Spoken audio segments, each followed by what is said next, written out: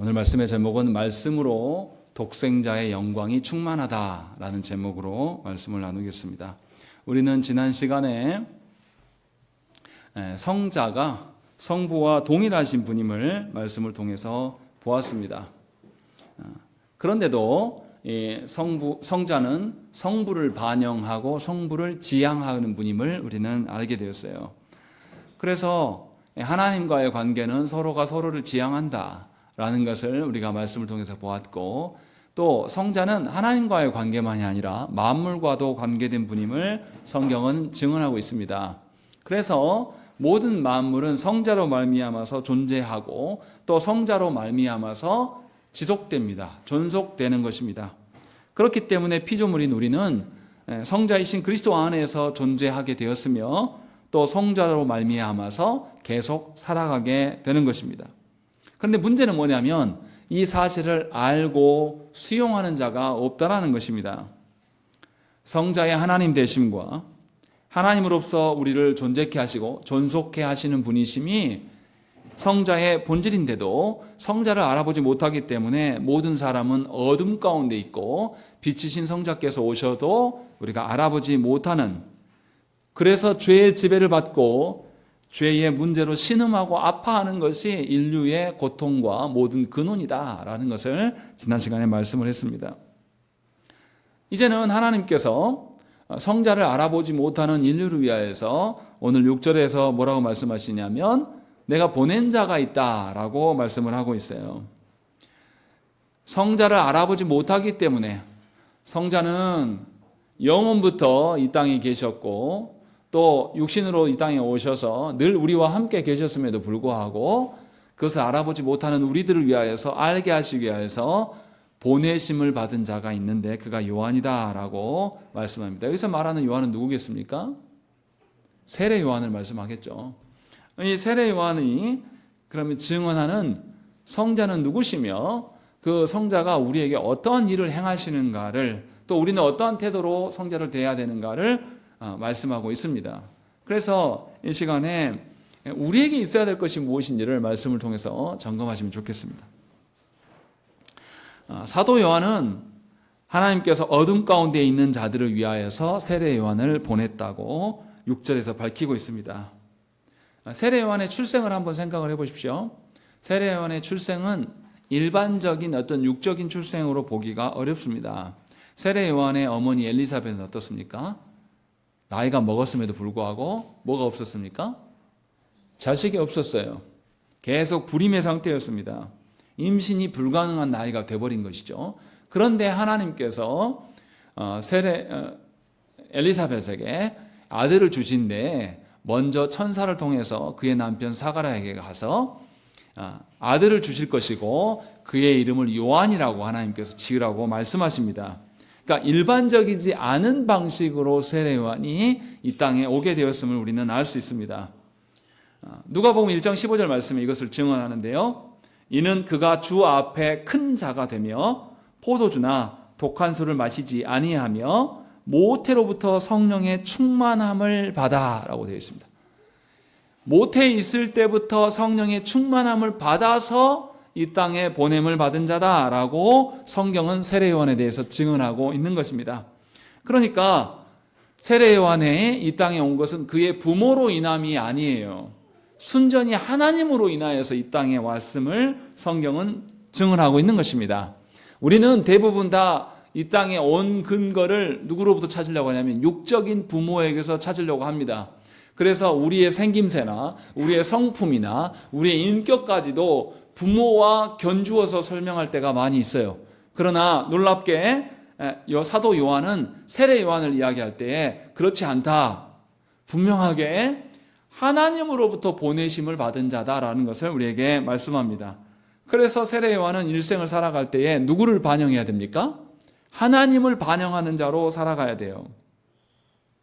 이 땅에서 잘 먹고 잘 살고 좋은 집에서 좋은 차를 타고 다니는 것이 자신의 이름과 명성을 떨치는 것이 그의 본질이 아니라 하나님의 명하신 대로 빛 대신 그리스도를 증언하는 삶을 살아야 될 것이 세례 요한의 인생이라는 것입니다. 그렇다면 세례 요한만 하나님께 보내심을 받은 자고 우리는 무관한 자인가라는 것이죠. 이 땅에 존재했고 또 존재하고 있고 앞으로 존재하게 될 모든 자들은 한 사람도 예외 없이 하나님의 창조하신 작품들입니다. 하나님의 손을 거치지 않고 이 땅에 존재하는 자는 아무도 없어요. 그래서 소요리 문답 제1문에서 뭐라고 합니까? 사람의 제일 된 목적이 무엇입니까? 라고 말할 때 사람의 이 땅에 온 목적을 하나님과 결부하여서 말씀합니다. 절대로 사람들끼리 어떠함으로 말하지 않아요. 네가 조씨 집안에 태어났으니까 조씨 문중을 일으키는 것이 너의 본질이다 이렇게 말하지 않습니다.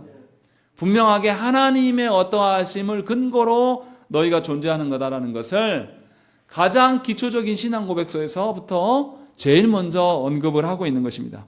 그러니까 저와 여러분 모두도 우리의 육적인 부모로 인하여서 존재하는 것이 아니라 하나님으로부터 인하여서 존재하는 자임을 깨달아야 됩니다. 물론 하나님께서 우리의 육신의 부모를 활용하셨어요. 그러나 근본적으로 우리의 육신의 부모들의 어떠함으로 우리는 존재하는 것이 아닙니다. 아무리 어머니가 태에 우리를 담고 있어도 그 태를 어머니가 지키는 것이 아니에요. 하나님께서 지켜주실 때만 가능합니다. 저는 주변에서 중간에 유산하여서 슬픔을 겪은 산모들을 여러 번 봤어요. 자신이 얼마나 생명을 살리고 싶으면 미리 조산하려고 하는 아직 달수가 안 됐는데 나오려고 하는 아이가 있으면 병원에 가서 틀어 막습니다. 굉장한 고통이 있고 하혈을 하는데도 수혈을 받아가면서 엄마가 참아내요. 그런데 한계가 있습니다. 끝까지 못 갑니다. 그래서 아이를 낳고 그 아이가 너무 조그만해서 인큐베이터에 넣어가지고 하는데도 죽는 아이는 죽고 사는 아이는 살아요. 무슨 말씀을 하는 거냐면 우리 모두는 하나님 없이는 존재할 수가 없는 자들입니다. 그렇기 때문에 우리의 존재의 이유, 우리의 인생의 이유를 하나님께 보냄을 받은 것에서 찾아야 된다는 것입니다. 우리 스스로 인생을 설계하고 우리가 우리의 인생의 목적을 정해놓고 그렇게 살아가는 것이 아니에요. 생각을 해보세요. 여러분들이 스스로 존재하기 전부터 나는 조시성을 가진 아버지와 임시성을 가진 어머니 밑에서 태어나야지 라고 하면서 온 자가 누가 있습니까? 우리는 존재하기 전부터 하나님께서 계획하셨고 또 우리의 부모도 하나님께서 계획하셨고 또 우리의 조상들로부터 하나님께서 계획하심 속에서 이 땅에 존재한 자들이에요. 그런데 이상할 정도로 우리는 우리의 존재 이유를 사람에게서 찾습니다. 사람들과의 관계에서 우리의 존재 이유를 찾는 게 많고 우리의 존재가 비뚤어지는 것도 누구의 책임으로 돌리냐면 사람의 책임으로 돌려요. 그래서 우리 자녀들이 조금 머리가 커지면 뭐합니까? 내가 왜 이렇게 가난한 집에 태어났는지 모르겠다. 그래서 우리 젊은이들 뭐라고 합니까? 흙수저, 금수저 타령을 하는 겁니다. 헛소리예요. 의미 없는 소리입니다. 그런데 놀랍도록 우리는 그것에 근거해서 살아갑니다. 사람의 어떠함으로 말할 때가 너무나 많고 사람의 어떠함으로 살아갈 때가 너무나 많아요. 그러나 분명하게 성경은 세례 요한뿐만 아니라 우리도 하나님으로부터 우리가 존재한 자들이다라고 말씀하고 있어요. 그러니까 우리 모두는 보내심을 받은 자들입니다. 우리 스스로 이 땅에 온 자들이 아니에요. 그렇기 때문에 우리의 힘이 아니라 하나님을 의존하면서 살아가는 것이 세례 요한과 우리의 공통점이에요. 요한 사도는 그것을 우리에게 먼저 말씀하고 있습니다. 그리고 7절과 8절에 뭐라고 합니까? 세례 요한이 뭐하러 왔는가? 라는 것을 이야기를 해요. 7절과 8절을 읽겠습니다. 시작.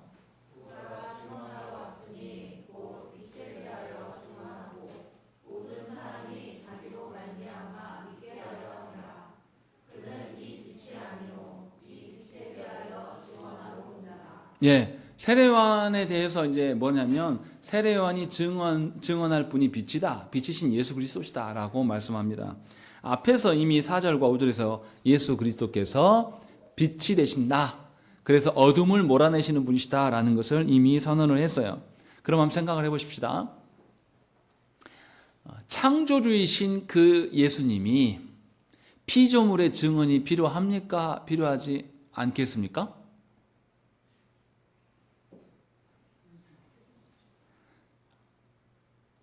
도율이가 엄마 아빠를 증언할 수 있습니까? 없습니까?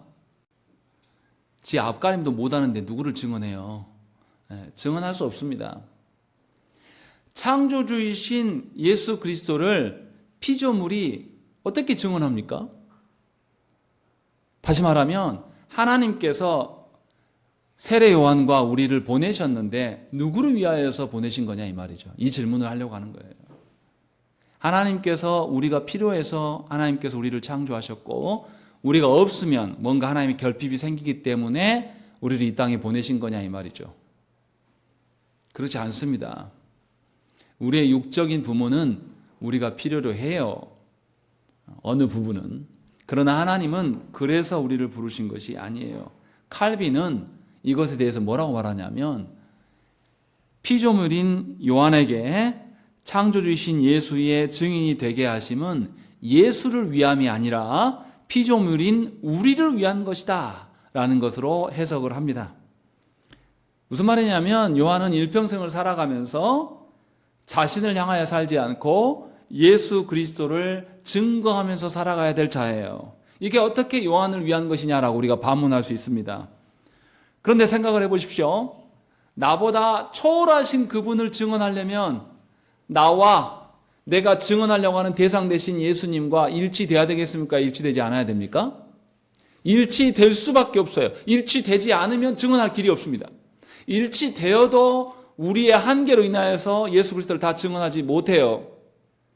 다시 말하면 아무리 우리 중에 사람들 중에 능력이 있고 힘이 있다고 할지라도 그 사람의 증언이 예수 그리스도를 온전히 증언할 수가 없게 돼요. 오히려 그가 평생에 예수 그리스도와 일치되는 삶을 살아감이 그에게 유익이 된다는 것이죠.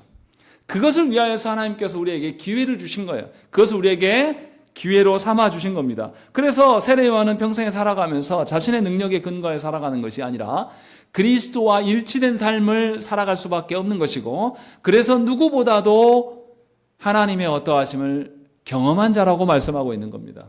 생각을 해보세요. 여러분도 경험이 있으시잖아요. 무엇인가를 배우는 사람이 많이 기억납니까? 가르치는 자가 많이 기억납니까? 가르치는 자가 훨씬 더 똑똑하게 기억이 남아요. 그래서 잘 알려고 하면 누군가를 가르쳐 보면 됩니다. 누군가를 가르쳐 보면 내 실력이 어느 정도구나, 내가 이만큼 이해했구나, 내 오류는 무엇이구나 라는 것을 금방 알 수 있습니다. 하나님께서는 우리 같은 것들을 불러서 우리를 증인되게 하셨어요. 놀라운 것은 뭐냐면 우리를 창조하시고 우리를 초월하신 그분의 증인되게 하심으로 말미암아서 우리가 좋든 싫든지 간에 우리의 인격과 가치관과 말과 행동과 인생의 목적까지도 그분에게 고정시키셔서 우리가 살아갈 때에 빛 대신 예수 그리스도의 그 찬란함 속에 살아갈 수 있도록 하나님께서 우리를 세상 속으로 보내셨다는 것이죠. 이것이 하나님의 은혜예요. 그렇기 때문에 우리가 하나님께 부름을 받은 것, 하나님께 보냄을 받은 것은 놀라운 은혜입니다. 그래서 예수님 뭐라고 하십니까? 제자들 향하여서 뭐라고 말씀하십니까? 내 증인이 되라 라고 말씀을 하셨어요. 이처럼 하나님께서는 우리를 불러주시고 세상의 증인으로 우리를 보내심으로 말미암아서 일평생에 우리 안에 하나님의 어떠한 것이 충만하도록, 하나님의 어떠하심이 우리 안에 차고 넘치도록 우리를 부여하셨어요. 하나님은 보내신 자들에게 그냥 보내시는 분이 아닙니다. 우리에게 보내실 때 뭐를 부여하십니까? 우리에게 능력을 부여하십니다. 그리고 그 능력의 부여하심을 잃어버리지 않도록 누구와 함께 동반하여 보내십니까? 성령님과 함께 우리를 파송하신다는 것이죠. 이 땅에 보내시는 자들이에요. 그러니 우리는 일생을 살아가면서 가정 안에서 또 교회 안에서 또 세상 가운데 살아가면서 우리는 하나님의 어떠하심을 늘 충만할 수 있는 상태가 되어 있는 것이죠. 이렇게 분명히 하나님께서는 우리를 보내셨어요. 그래서 바울이 뭐라고 하냐면 우리 중에 누구든지 자기를 위하여 사는 자가 없고 자기를 위하여 죽는 자도 없다. 바울은 이렇게 말씀하고 있는 겁니다. 우리는 다 삼위 하나님과 연계된 자들이고 삼위 하나님의 어떠하심 속에서 우리가 존재한다는 것이죠. 그런데 세상은 어떻게 말합니까? 세상 그렇게 말하지 않습니다. 특히 현대인들은 뭐라고 말하죠? 네 자신을 위해서 살아라. 네 자신을 발견해라. 네 하고 싶은 거 해. 남들 말 기울이지 말고 어떤 것에도 종속되지 마라. 종속되는 것은 악이다 라고 말하면서 자유를 누리는 것, 어느 누구도 개념치 않고 살아가는 것이 이 시대의 시대 정신입니다. 근데 그게 됩니까? 우리 앞선 선배들이 뭔가 마련해놓고 뭔가 문명을 토대로 만들어 놓은 토대 위에서 우리가 살아가거든요. 이거 없으면 우리가 존재할 수도 없었어요.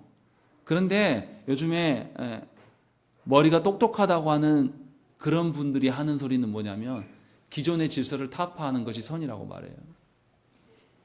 기존의 질서가 없이는 살아갈 수가 없어요. 여러분들이 부모님 밑에서 자라고 어떤 토대가 갖춰지는 이 토대도 기존의 질서가 그것이 좋든 싫든 간에 그것의 한계가 분명할지라도 그것의 토대 위에서 구성된 거거든요. 그런데 기존 질서를 완전히 무시합니다. 특히 우리 MZ세대들은 심각할 정도로 기존의 질서를 존중하지 않아요. 그래서 사회화가 덜 되어 있습니다. 사회에 나가서 기가 막힌 거예요. 제가 이번 주에도 누구한테 들었는데 자기 회사 신입 직원이 왔는데 회사 그만 다니고 싶다고 하는 거예요. 이제 회사가 감찰 기간이 되니까 감사 기간이 되니까 일이 많아지니까 감사 오기 전에 사직하겠다는 거죠. 인수인계 하고 나가라 하니까 PC 걸어놓고 그냥 가버려요. 비밀번호 주라. 안 준다고 하는 거예요. 자기가 왜 하냐고. 그래서 회사에서 그러면 너 사법 처리하겠다 하니까 불이 나게 나와서 비밀번호 풀어놓고 그래 갔다는 이야기를 들었습니다. 그런 기반 없는 속에서 자유가 우리가 스스로 존재할 수 있습니까? 인간은 그렇게 존재할 수 있는 존재가 아니에요. 무엇인가 기반 위에 존재하는 자들이에요. 그래서 사회를 떠나서 존재할 수가 없는 자들입니다. 그런데 우리의 교만함이 극도로 심해져서 뭐냐면 누구에게도 간섭받지 않는 누구로부터 완전한 자유를 우리는 꿈꾸는 거예요. 그런데 이것은 하나님을 모독하는 것입니다. 하나님이 주신 전제 위에서 우리가 사는 거예요. 하나님이 창조를 보세요. 창조할 때 인간을 언제 창조하셨습니까? 모든 기반을 갖춘 뒤에 마지막에 인간을 창조하셨어요.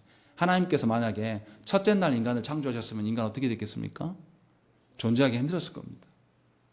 하나님의 기반 위에서 우리가 존재하는 것이죠. 그래서 성경은 인류가 어둠 가운데 있다라고 말하는 거예요. 보아야 될 것을 보지 못해요.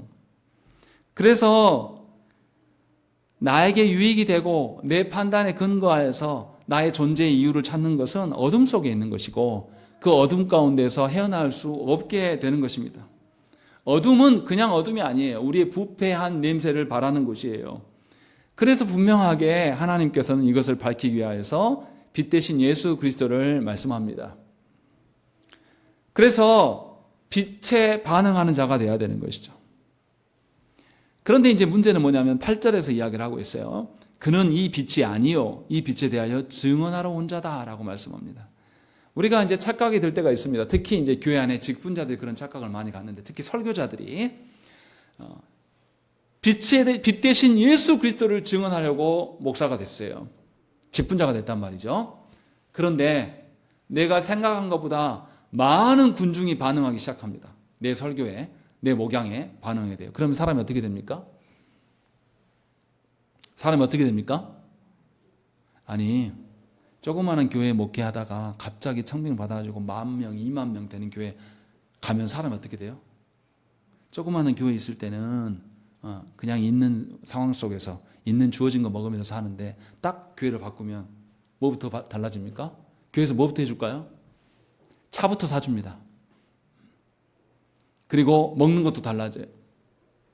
제가 무슨 말 하려고 하는 거냐면 사도 요한이 8절에서 너희가 하나님의 증인으로 부른 것은 너희를 위함이다라고 밝히고 나는데 8절에서 착각하지 마라. 그 빛은 너희가 아니라 예수님이시다라고 말씀하고 있는. 그런데 증인으로 보낸 자가 군중의 반응들이 일어나니까 착각하기 시작하는 거예요.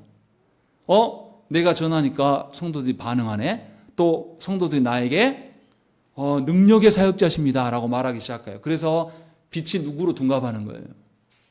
예수께만 돌아가야 될 영광이 은근슬쩍 누구에게 돌아갑니까? 보내심을 받은 자에게 돌아가게 돼요. 아니, 내가 수고했잖아. 내가 설교자로서, 내가 직분자로서, 내가 성도로서 교회를 섬기기 위해서 내가 이것도 수고하고 희생하지 않았냐. 이 수고함이 있기 때문에 이게 된 거 아니야 라고 말하면서 은근슬쩍 자신의 노력과 수고를 하나님께 알아봐 주라고 말하고 그것을 요구합니다. 이것을 지금 경계하는 말씀이에요. 너희는 절대 그 빛이 아니다. 빛 대신 예수 그리스도만이 빛이시고 너희는 그를 증언하는 자일 뿐이다. 그러할 때에 우리의 증언이 누구에게 유익이 된다? 우리 자신에게 유익이 될 수 있다라는 것을 사도 요한은 우리에게 말씀하고 있습니다. 실제로 교회 역사 가운데, 기독교 역사 가운데 첫 시작은 아주 거룩하게 시작하였으나 군중이 많이 회집되고 모이게 되니까 변질되어서 나중에 스스로 종교꾼으로, 교주로 전락하는 사례가 굉장히 많았습니다. 한국교회에서도 유명한 케이스가 있지 않습니까? 안타깝게도 조영기 목사님이 그런 사람이었어요. 처음에 개척할 때는 천막에서 했다 그래요. 그 정말 기도의 사람이었고, 그런데 세계에서 가장 큰 교회지 않습니까? 여의도 순복음교회가 80만 명이 성도니까 세계에 그런 교회가 없어요. 그렇게 되니까 그의 마지막은 부패로 드러납니다. 자기만 부패한 게 아니라 가정 모든, 그래서 자녀들이 다 신앙생활 안 하는 경우도 생겨나게 되는 것이고, 얼마나 이게 타락하는 것인가를 보여준 것입니다. 그래서 경고하는 거예요, 사도 요한은. 빛의 증언자는 끝까지 빛의 증언자로 남아라.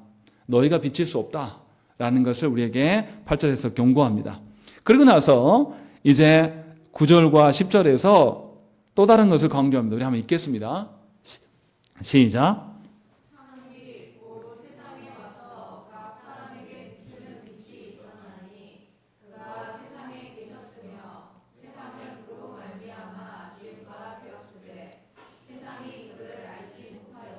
예, 여기서 사도 요한이 강조하는 것이 몇 가지가 있는데, 처음에 찬빛이라고 이야기를 합니다. 찬빛이 있단 말은 뭐도 있단 말입니까? 거짓빛도 있단 말이죠. 이것을 지금 분별해야 될 것이다 라는 것을 전제로 말씀하고 있어요. 참빛만이 세상에 오고 각 사람에게 비춘다라는 거죠. 각 사람의 유익을 위하여서 비춰진다 라고 말씀하고 있습니다. 여기서 말하는 참빛은 하나님께서 처음에 창조하셨을 때 빛이 있어라 하셨던 그 빛입니까? 그 빛이 아니에요. 제 말 무슨 말인지 이해되십니까? 여기서 말하는 참빛은 예수 그리스도를 말씀하시는 것이지, 태초에 하나님이 첫날에 빛이 있어라 했을 때 그 빛은 물리적인 빛이지 않습니까? 그리고 그 빛이 계속 지속될 수 있도록 하나님께서 다음 날에 뭘 만드시죠? 해, 달, 별을 만드시는 거예요. 해, 달, 별을 만드셔서 빛을 반사할 수 있도록, 빛을 드러내는 어떤 구체적인 형태로 하나님 만드신단 말이죠. 그런데 사람들은 어떻습니까? 인류는 어떻게 했어요? 빛 대신 예수 그리스도를 존중하고 경배하는 것이 아니라 뭐를 섬기기 시작했습니까? 해, 달, 별을 섬기기 시작해요. 그래서 인류 역사 가운데 태양을 섬기는 그런 종교들이 얼마나 많았습니까? 또 해와 달과 별을 보면서 뭐합니까? 점을 쳐요. 별자리를 보면서, 야, 우리의 앞으로 인생이 어떨 것이다.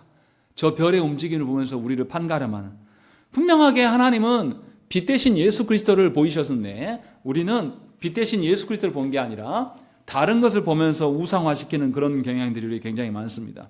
왜냐하면 우리의 타락한 본성이 흑암, 어둠 가운데 있기 때문에 진정한 빛 대신 그분을 보지 못해요. 알지 못한다는 것입니다. 그것이 우리의 상태입니다.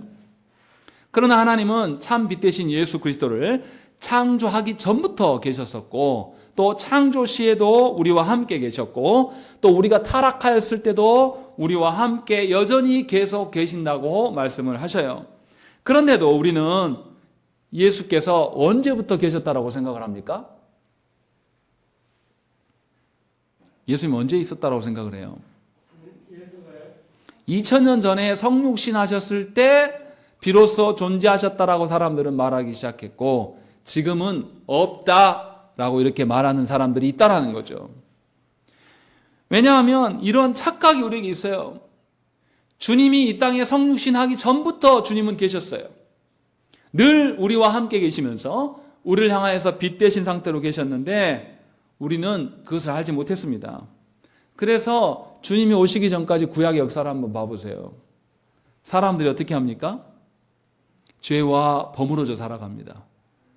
사람들이 모여서 힘을 모으고 흩어지는 것, 사람들이 힘을 모으는 것. 그래서 하나님이 치시잖아요. 그게 무슨 사건입니까? 바벨탑 사건이에요. 또 인류가 범죄하고 타락해 하나님 없는 것처럼 살아갑니다. 그래서 하나님께서 물로 심판하시는 노아의 홍수 사건을 보여줍니다. 또 그것만이 아니죠. 인류가 이제 국가를 형성하고 도시를 만들면서 힘의 어떠함으로, 군주의 어떠함으로 자기들이 살 수 있을 것이라는 착각, 절대 빛 대신 예수 그리스도를 보지 않아요. 계속해서 다른 대상들을 만들어내는 그것이 인류의 역사였고, 그래서 그 안에서 늘 죄와 버무러져 살아간 것입니다. 이것을 사도 요한은 무엇이냐면 참 빛, 곧 세상에 와서 각 사람에게 비추는 빛이 예전에 계셨고 지금도 계신다라는 것을 말씀했어요. 그런데 뭐냐면 이 빛을 사람들이 알아본다 못 알아본다, 알아보지 못한다 해서 10절에 말씀을 합니다. 우리 읽겠습니다. 시작.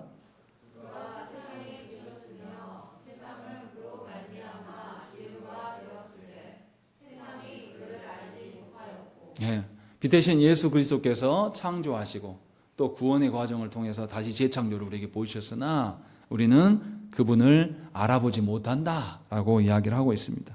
그리고 11절에 무슨 이야기합니까? 읽겠습니다. 시작.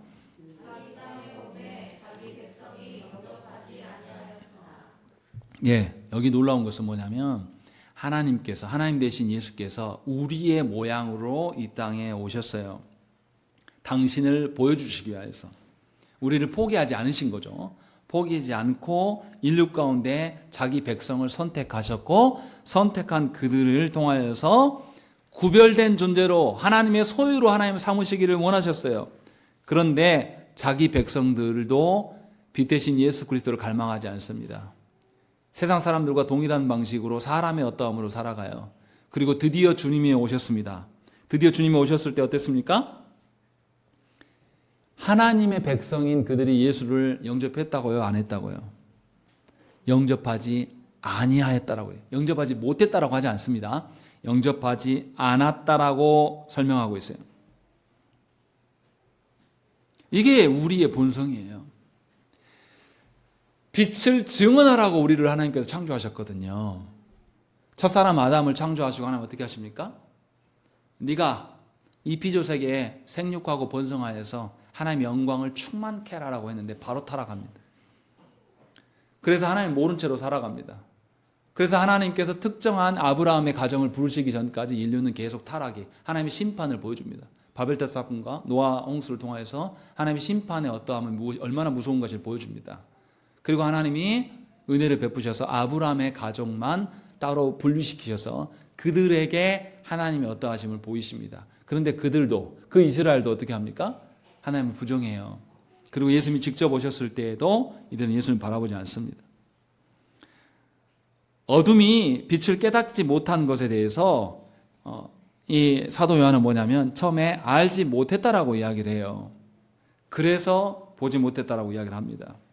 그런데 주님은 어떤 특정 시기만 계신 것이 아니에요.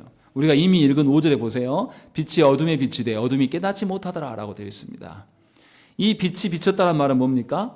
창조 때 말씀한 거예요. 창조 때 어둠을 빛으로 물러내시면서 그때도 주님이 계셨고 10절에 무슨 이야기합니까? 그가 세상에 계셨으며 세상은 그로 말미암아 지은 바 되었으되 세상이 그를 알지 못했다라는 것. 창조 전과 창조 가운데에서도 주님이 여전히 계셨어요. 아브라함 시대까지 계속 계셨고 11절에 자기 땅에 오매 자기 백성이 영접하지 아니하였다. 하나님께서 자기의 택한 백성들을 두셔서 아브라함 때부터 언약 백성을 삼아주시고 존재케 하셨는데 이들 또한 그리스도를 영접하지 않았다라는 것을 지금 이야기하고 있는 것입니다. 그럼 여기서 우리가 생각을 해봐야 돼요. 그리스도를 영접함이 무슨 의미입니까? 그리스도를 영접한다는 것은 자기의 중심이 그리스도심을 인정하는 겁니다.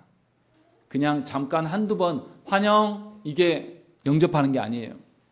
그냥 어쩔 때 한 번 기억나는 것이 영접하는 게 아닙니다. 영접하는 것은 나의 중심으로 모셔드리는 겁니다. 언제나 하나님의 질서로 주님이 주인 되시는 것이 지속되는 것을 말하는 거예요. 이것이 주님을 모시는 방식이에요. 그런데 이들이 그러지 않았다라는 거죠. 이스라엘 백성들도 하나님께서 권능을 보이실 때, 기적을 보이실 때만 순종하는 것처럼 했으나 이스라엘의 광야 기간의 기록을 보세요. 계속 반역의 기록입니다. 또 하나님이 약속해 주신 가나안 땅을 보면서도 이들은 기대하지 않아요. 사람들을 보면서 두려워합니다. 또 가나안 땅에 막상 입성했을 때도 어떻습니까? 하나님을 향한 마음을 갖지 않습니다. 이방인들이 갖춰놓은 신들을 보면서 음행하고 그 이방인처럼 되고자 해서 자녀를 신에게 불태워 바칩니다. 이런 일들을 계속하는 거죠. 그러니까 이들이 그리스도를 영접하지 않았어요. 영접하지 않았다는 것은 뭐냐면 그들에게 지속성이 없어요. 그들이 정말 주님을 모셔서 평생에 주님 안에서 살아간 흔적들이 없다라는 것입니다. 그래서 호세아 선지자는 뭐라고 합니까? 뭐 때문에 내 백성이 망한다. 지식이 없으므로 내 백성이 망한다 라고 말씀하고 있는 거예요. 하나님을 알려고 하지 않아요. 알려고 하는 의지도 없고 하나님께서 계시해 주시도 듣지도 않는 그런 상황에 대해서 말씀하고 있어요. 그리고 12절 말씀에 뭐라고 합니까? 우리 12절 말씀 읽겠습니다. 시작.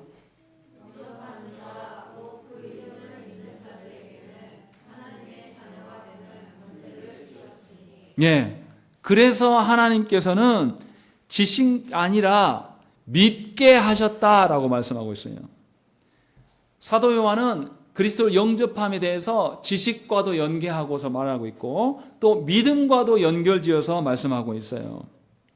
주님을 나의 존재와 인생의 주인으로 영접하는 것은 신뢰하지 않고는 불가능한 것입니다. 온전한 신뢰가 없이는 온전히 나의 전 존재를, 나의 전 시간을, 나의 전 생애를 하나님께 맡길 수가 없거든요. 보이지 않는 주님을 영접한다는 것은 믿음 외에는 다른 방편이 없습니다. 그래서 하나님께서 우리에게 성령님을 통하여서 말씀을 깨닫게 하시고 믿음을 불러일으키십니다. 이처럼 빛 대신 예수 그리스도를 우리에게 적용시키고 알게 하시기 위해서 영접케 하시기 위해서 하나님은 여러 방식으로 일하셨다는 것이죠. 그래서 에베소 3장 17절 말씀에 믿음으로 말미암아 그리스도께서 너희 마음에 계시게 하시옵고 너희가 사랑 가운데서 뿌리가 박히고 터가 굳어져서 라고 말씀하고 있는 거예요.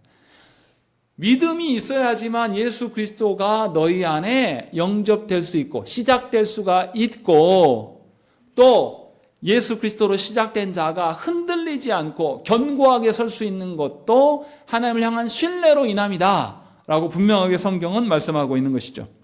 그래서 주님이 우리를 대하시는 태도를 잘 보세요. 주님은 우리를 창조해 놓으시고 우리에게 선지자를 통해서 당신의 뜻을 보이시고 그런데도 우리가 계속 반항하고 듣지 않아요. 그런데 주님은 어떻게 합니까? 우리에게 믿게 하신단 말이에요. 강제로 힘으로 와가지고 내가 권능의 하나님이다 하면서 꿇어 엎드리면서 겁박하면서 우리 가운데 찾아오시는 것이 아니라 믿게 하시고 인격적으로 찾아와서 우리를 기다리십니다. 그리고 우리가 스스로 주님을 받아들이도록 하나님께서 그런 방식으로 우리에게 오신다는 것이죠. 우리가 주님을 맞이하지 않고 여전히 내 생각대로 내 계획대로 우리 시대가 말하는 그 쾌락과 유익을 위해서 주님을 계속 방치한데도 주님이 끝까지 증언하는 자를 보내시고 성령을 보내심으로 말미암아서 믿게 하시고 기다리신 하나님이라고 사도 요한은 우리에게 말하고 있는 것이죠. 그러니까 주님이 우리가 믿음 없음에 대해서 안타깝게 여기시고 그 믿음을 발현시키기 위해서 말씀을 주시고 말씀을 또 깨닫게 하시고 성령께서 역사하시는 방식으로 우리에게 오신다라는 것이죠. 그리고 그것을 수용하는 자는 이제 하나님의 행하심을 다 알아요. 하나님이 얼마나 나를 위해서 오래 참으신가를 알아요. 그래서 자신이 주인 되지 않습니다. 예수께서 우리의 주인 되시도록 그 모든 삶을 내려놔요. 그런데 주님을 영접하지 않는 자, 그가 아무리 교회에 오래 있었고 아무리 교회에서 봉사하였고 아무리 그가 뭐 했다고 할지라도 그 사람은 절대 예수님을 그의 주인으로 모시지 않습니다. 자기의 편리대로 얼마든지 주님을 떠났다가 다시 왔다가 자기 하고 싶은 대로 살아가는 거예요. 그래서 성도들 가운데 신앙이 지속적이고 한결같지 않은 것은 문제가 굉장히 심각한 거예요. 예수 그리스도를 주인으로 모시는 자는 그의 삶이 일관될 수밖에 없어요. 그렇지 않겠습니까? 여러분들 어떤 목회자 좋아하십니까? 설교했다 안 했다. 저 어렸을 때는 목사님들이 신앙의 문제만이 아니라 그들의 일상의 삶, 아픈 문제까지도, 심지어 누가 돌아가시고 심지어 장례도 누가 치고 몸을 염하잖아요. 염도 누가 했냐면 목회자들이 다 했습니다. 저도 기억이 나요. 12시고 뭐 새벽이고 필요 없어요. 교회로 전화 옵니다. 너무 힘들다고. 그러면 한밤중에도 일어나서 아버지 어머니가 옷 입고 나가신 걸 여러 번 봤어요. 이런 목회자 원하잖아요. 하나님께서 성도된 우리에게 이러한 신앙을 요구하십니다. 한결같은, 주님이 잠깐 있다가 없고 계셨는데 없는 것처럼 뭐 이런 식으로 살아가는 게 아니라, 주님을 영접한다라는 것은 우리에게 잠깐 있다 사라지는 그런 게 아니라 내 전 인생에서, 내 전 인격 안에서, 내 전 마음에, 내 전 정서 안에서 존재하시기를 원하신다는 것이죠. 그래서 이렇게 내 전 존재가 주님을 주인으로 모시고 살아가는 그런 자들에게 12절에 뭐라고 합니까? 어떤 권세를 주셨다고 말합니까? 하나님의 자녀가 되는 권세를 주신다라고 말씀하고 있어요. 자녀가 된다라는 것은 누구를 닮아가는 겁니까? 그의 부모를 닮아가는 거예요. 하나님을 유사하게 닮아가는 것입니다. 말씀을 믿고 영접하는 사람은 자녀로 출생하는 것만이 아니라 살아감에 있어서도 하나님을 따라서, 하나님을 닮아서 살아가게 돼 있습니다. 그래서 우리 어렸을 때 그러지 않습니까? 저는 시골에 살아서 동네 분들이 지나가기만 해도 저 딱 보고, 제 이름도 몰라요, 그분이. 모르는데 딱 보고 뭐라고 합니까? 아무개떡 아들이구만. 바로 아시. 뭘 보고요? 제 생김새, 행동, 발걸음, 이런 거 닮아가거든요. 그것을 보면서 바로 알아차리는 거예요. 목사님 아들인갑네 하면서 바로 알아본단 말이죠. 그래서 그런 동네에서 사는 것은, 내가 아들이지만 살아갈 때 내 마음대로 살 수 있습니까? 내가 막무가내로 살면 누가 욕먹어요? 우리 아버지가, 우리 조씨 문중 전체가 어이구 저놈의 집안은 배려했다고 이렇게 살아갔단 말이죠. 그래서 나를 바라볼 때 나 자신으로서 나를 바라보는 게 아니라 내 행동 거지를 할 때 누구를 떠올려요? 우리 부모님을 생각하는 거예요. 내가 잘못 살면 우리 부모님의 이름이 이 얼굴에 먹칠하는 거구나, 이런 이야기 많이 들었거든요. 그렇게 돌아가자는 뜻이 아니라 성도된 여러분들이 그런 자라는 거예요. 하나님의 자녀가 되는 특권, 권세가 바로 이런 거다라고 말씀하고 있는 거예요. 우리를 통하여서 누가 드러나냐면 빛 대신 예수 그리스도가 드러나게 하시겠다라고 말씀하고 있는 거예요. 그래서 우리는 하나님 안에서, 말씀 안에서 우리는 생명을 노래할 수가 있습니다. 또한 우리는 어떻습니까? 우리가 서로가 서로에게 혈연 관계로 묶여 있지 않아요. 그런데도 우리는 예수 그리스도의 피로 말미암아서 우리가 서로를 서로에게 뭐라고 부릅니까? 여러분들 서로에게 뭐라고 불러요? 형제 자매라고 부르는 거예요. 형제 자매는 언제만 부릅니까? 언제 불러요? 가정 안에서만 부르지 않습니까? 혈연의 관계에서만. 그런데 특이하게 교회에서는 이렇게 부르는 거죠. 왜냐하면 예수 그리스도 때문이에요. 예수 그리스도를 영접함 때문에 그렇다는 것이죠. 그래서 사도 요한 선생은 자녀가 되는 것을 권세라고 말합니다. 권세는 어디서부터 옵니까? 나로부터 옵니까? 내가 영접한 그분으로부터 오는 거예요. 나에게 있지 않아요. 그래서 나에게 있는데 어쩔 때 나에게 있는 것이라고 이렇게 이야기가 됩니까? 아까 제가 비유를 들은 것처럼 아이를 보니까 그 아이에 누가 나타나 있는 거예요. 그의 부모의 얼굴이 투영되었을 때. 다시 말하면 우리가 그리스도를 영접한다라는 것은 본질적으로 우리가 그리스도를 닮아가지 않으면 그 권세가 없다는 소리예요. 본질적으로 내 안에 내가 아니라 누가 살아계실 때 예수 그리스도께서 살아계시는 것이 영접함이에요. 이것이 진실로 우리의 본질이 되는 것. 그래서 우리가 땅에서 살아가지만 하나님의 자녀가 된 자들에게 하나님 뭐로 여기셨어요? 우리를 하늘의 자녀로 하나님께서 인정하신다고 이야기했어요. 하늘의 시민권자가 되게 하시겠다. 또 하늘의 모든 것들을 기업으로 주시겠다라고 하면서 상속자로 하나님께서 인정하시는 거예요. 뭘로 말미암아서?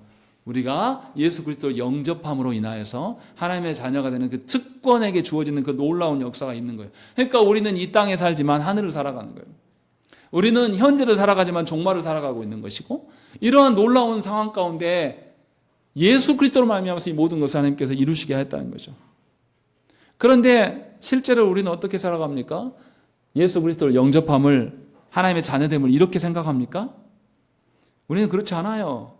하나님의 자녀라고 말하면서도 하나님의 자녀됨을 언제만 기억합니까? 나 어려울 때, 나 뭐 필요할 때, 내가 우울하고 괴로울 때, 이때만 하나님 자녀 타령해요. 여러분 자녀가 여러분들에게 찾아올 때가 뭐 달라고 할 때, 나한테 뭔가를 뺏어가려고 할 때만 온다고 생각해 보세요. 좋겠습니까? 저는 성격이 못돼 먹어서 자녀들이 그런 식으로 오면 저는 오지 마라고 할 것 같아요. 오지 마라. 너 안 보는 게 더 낫다. 우리가 하나님께 그런 식으로 대한단 말이죠. 우리는 하나님을 영접한다 그러고 하나님의 자녀라고 이야기하면서도 언제나 나의 일부분만 드리기를 원합니다. 하나님과 온전하게 일치되기를 원하지 않아요. 그런데 분명히 사도 요한 선생은 특권 있는 자는, 그 권세를 가진 자는 본질적인 변화를 경험한 자다라고 우리에게 말씀하고 있어요. 그래서 이 권세를 주셨다는 것은 우리에게 선택하라는 뜻입니까? 아니면 당연한 것이라고 말씀하는 것입니까? 아까 예화로 들었지만 아들이 아버지를 닮는 것을 지가 선택해서 닮습니까? 아버지 좋은 점만 골라가지고 아버지가 키가 크니까 나도 키 컸으면 좋겠고, 아버지 얼굴이 크니까 그건 닮기 싫고, 뭐 이런 식으로 이렇게 못해요. 자녀가 아버지의 아들로 살아가는 것은 자기 선택이 아니라 그냥 당연한 겁니다. 우리가 예수 그리스도의 자녀로 사는 것, 하나님의 자녀로 살아가는 것도 여러분들에게 선택하라고 하신 것이 아니에요. 당연한 겁니다. 당연한 본질적인 변화예요. 당연히 일상의 모든 부분에서 예수 그리스도의 주권적인 역사가 드러나는 것이에요. 이것이 하나님의 자녀되는 권세다. 이것이 믿는 자의 합당한 태도다라고 사도 요한은 우리에게 말씀하고 있는 겁니다. 그런데 왜 여러분들이 선택하시냐 이 말이에요. 그런데 왜 여러분들이 일상에 살아가면서 여러분들의 인생의 목적과 인생을 살아가는 방편까지도 하나님을 향하여서 이렇게 해주세요, 저렇게 해주세요 우리가 요청하냐 이 말이죠. 이게 얼마나 교만한 일인가 깨달아야 돼요. 어쩌면 우리는 아직도 예수 그리스도를 우리의 주인으로 영접하지 않고 있는 자일 수도 있어요.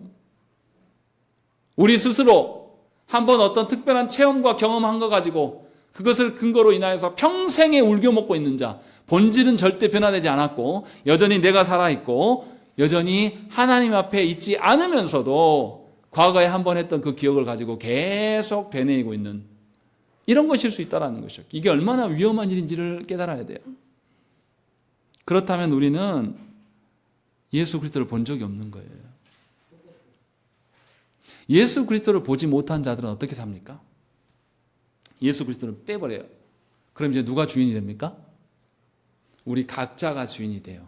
각자가 주인이 되면 어떻습니까? 우리가 어떻게 살아갑니까? 차별이 있습니까? 없습니까? 있어요. 나보다 못한 애에 대해서는 어떻게 해요? 표정부터 달라요. 말도 어떻게 합니까? 깔아뭉개요. 나보다 잘하는 사람 있으면요. 머리를 조아리면서 그 사람하고 줄을 대고 어떻게, 이게 세상의 방식이지 않습니까? 교회 안에서 그렇게 살면 안 된다는 거죠. 교회 안에서 그렇게 살아가는 것은 하나님의 공평을 모르는 자고 세상의 거짓된 질서를 교회 안에 끄집어와서 교회를 병들게 하는 자라는 거예요. 그리스도의 영접함을 우습게 여기는 일들을 벌인다는 거죠. 사도 요한 선생은 지금 그 이야기를 하고 있는 거예요. 그래서 하나님의 자녀되는 그 특권과 권세가 무엇인지를 우리에게 말씀하고 있습니다. 그래서 13절에 뭐라고 합니까? 우리 읽겠습니다. 시작.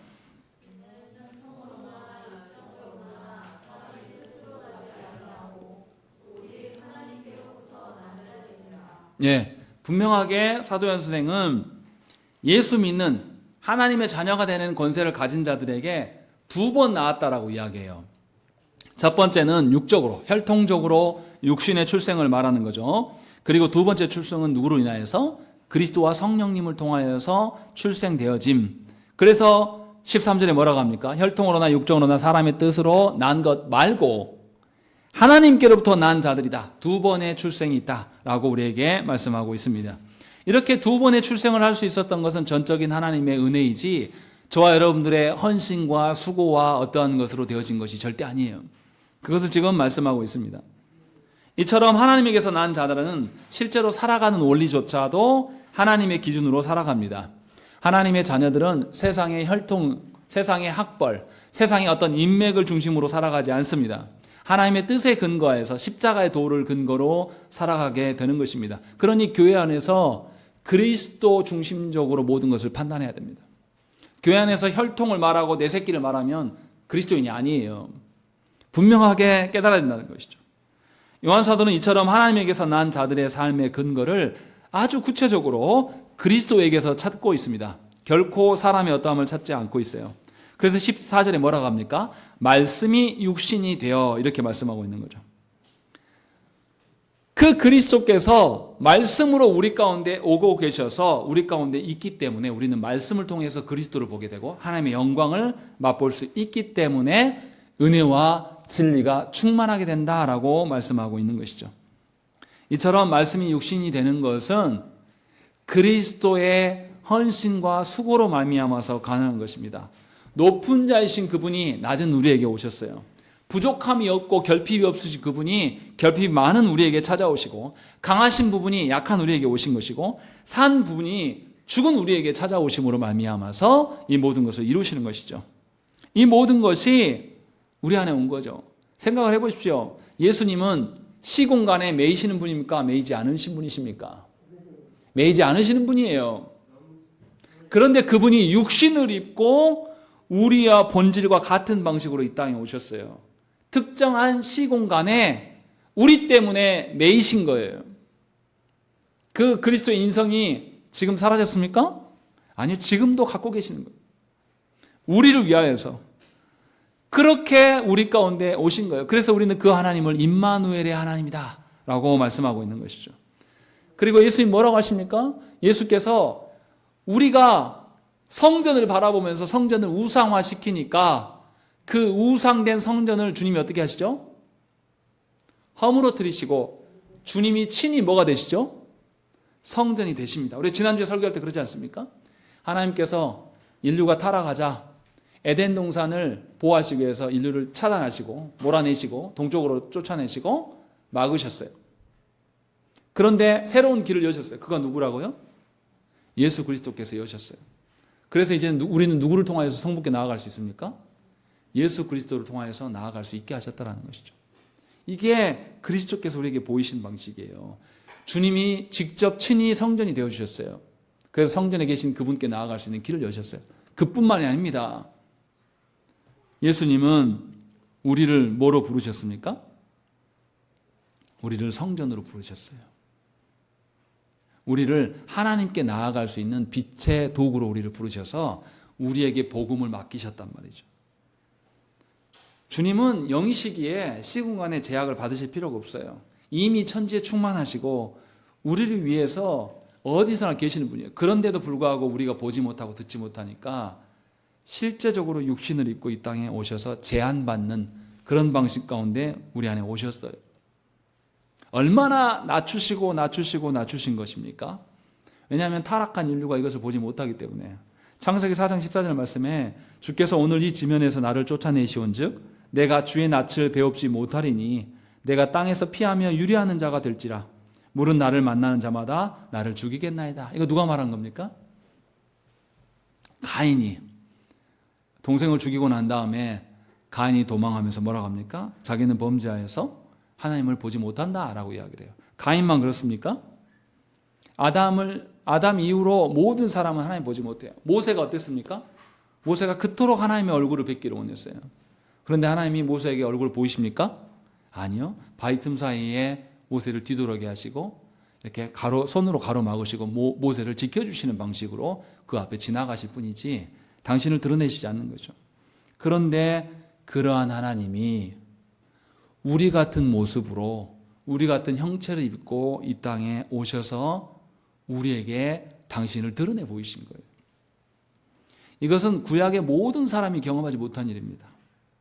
구약의 모든 한계를 하나님께서 친히 초월하신 그 은혜로서 우리 가운데, 그 영광으로서 우리한테 온 거예요. 그런데도 우리는 그 하나님 대신, 그 영광 대신 예수 그리스도를 다른 것으로 대체하려고 해요. 그리스도가 아니라 내 남편이, 그리스도가 아니라 내 직장이, 그리스도가 아니라 내 돈이, 내 재산이, 내 명예가, 내 자존심이, 내 이름값이 그리스도로 대체되어 버린단 말이에요. 그리스도를 대신한단 말이죠. 그럴 수 있을 것처럼 우리가 살아간단 말이에요. 그리스도께서 우리 안에 계시지 않아도 우리는 벌벌 떨지 않습니다. 그런데 통장의 잔고가 떨어지면 우리는 벌벌 떨어요. 그리스도께서 내 안에 발견되지 않아도 우리는 덜덜 떨지 않아요. 그런데 직장에서 잘릴까 봐 우리는 두려워합니다. 뭔가 잘못돼도 굉장히 잘못된 거죠. 그 영광스러운 그분이 우리 가운데 오시고 알게 하신 거예요. 그래서 14절에 뭐라고 합니까? 우리 한번 읽겠습니다. 시작.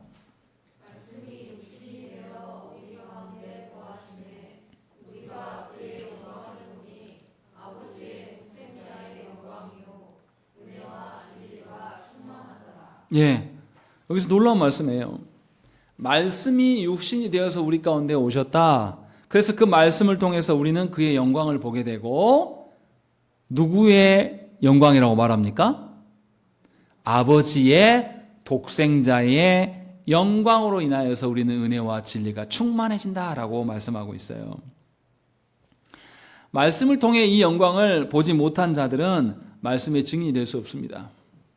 왜냐하면 영광이 무엇인지를 모르기 때문에 오히려 하나님의 말씀을 가리우는 자로 살아갈 수밖에 없어요. 그런데 말씀을 통해서 하나님의 그 아들의 영광을 본 사람은 하나님을 위해서 살아갑니다. 생각해 보세요. 예수께서 변화산에서 베드로와 야고보와 요한을 데리고 오르셨어요. 그리고 예수님이 거기서 어떻게 변모하십니까? 얼굴이 해처럼 빛나고 옷이 빨래처럼 하얗겠다라고 성경이 기록해요. 이 변화된 것을 본 거예요. 그런데 이 영광이 그때만 존재한 게 아니라 주님의 전 생애 가운데 있었다라고 성경은 말해요. 그런데 그 전에 그 주님의 영광을 보지 못했던 베드로는 뭐라고 말합니까? 내려가자고요? 내려가지 말자고요? 내려가지 말자고요. 그 전에 못 봤다라는 거죠.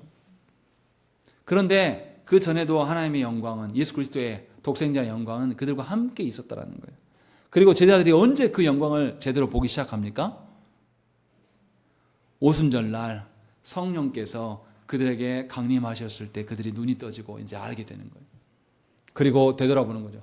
예수 그리스도의 영광이 우리와 함께 계실 때 늘 계셨구나. 하나님의 그 영광을 위하여서 주님은 그 길을 가셨구나. 더 말씀을 보니 예수 그리스도께서 이미 영원부터 또 창조 가운데 우리와 늘 함께 계셨고 구약의 말씀을 통해서 우리에게 늘 계시하셨었구나라는 것들을 제자들이 알게 됩니다. 그래서 제자들의 삶이 그때부터 완전 달라져요. 이제 누가 주인이 되는 삶을 살아갑니까? 예수께서 주인 된 삶을 살아. 그래서 제자들이 다 어떻게 해요? 전부 순교의 길을 기꺼이 갑니다. 어쩔 수 없이 끌려가는 것이 아니라 기꺼이 순교의 삶을 살아가는 것이 그들의 인생이에요. 이처럼 독생자의 영광을 보는 것은 곧 누구의 영광을 보는 것입니까? 아버지의 영광을 보는 것입니다. 그런데 그 독생자의 영광을 하나님께서는 우리에게 어떻게 열어주셨습니까? 뭘로요? 14절에 나와 있잖아요. 뭘로요? 말씀으로. 말씀으로 독생자의 영광을 보여주실 때에 은혜와 진리가 너희 가운데 가득하게 될 것이다 라고 분명하게 우리에게 말씀하고 있어요. 그러니 우리는 말씀을 사랑하고 말씀을 근거로 인해서 내 자신을 다시금 새롭게 해야 돼요. 그래서 말씀 앞에 내 자신을 세워야 됩니다. 내가 지금까지 추구했던 모든 것을 말씀 앞에 다 내 자신을 부인하고 십자가에 내려놔야 돼요. 그리고 주님의 말씀을 깨닫게 하심에 그 질서를 내 안에 적용함으로 말미암아서 그리스도께서 내 삶의 주인 되도록, 나는 없고 그리스도의 어떠한만이 내 안에 드러나도록 살아가게 하는 것, 이것이 주님을 영접하고 살아가는 하나님의 자녀로서 살아가는 방식이다. 보냄을 받은 자의 삶의 원리다 라고 사도 요한은 우리에게 말씀하고 있습니다. 세례 요한만이 아니라 저와 여러분 모두도 다 하나님으로부터 기인한 자들이고 하나님의 목적을 위하여서 이 땅에 온 자들이고 그 결론도 이미 정해져 있는 자들이에요. 그러니 여러분들의 삶에서 진실로 바라기는 말씀으로 독생자의 영광이 충만하시기를 원합니다. 정말로 여러분들이 여러분만 누리고 살아가는 것이 아니라 여러분들 안에 드러나는 성자의 그 영광, 성부의 그 영광이 충만하여서 증언하는 자의 삶을 사시기를 빕니다. 진실로 하나님이 부르시는 그날에 주님과 일치되고 주님과 닮아있는 나의 모습을 보면서 감격하고 그 감격을 전하는 여러분 되시기를 간절히 축원합니다. 함께 기도하겠습니다.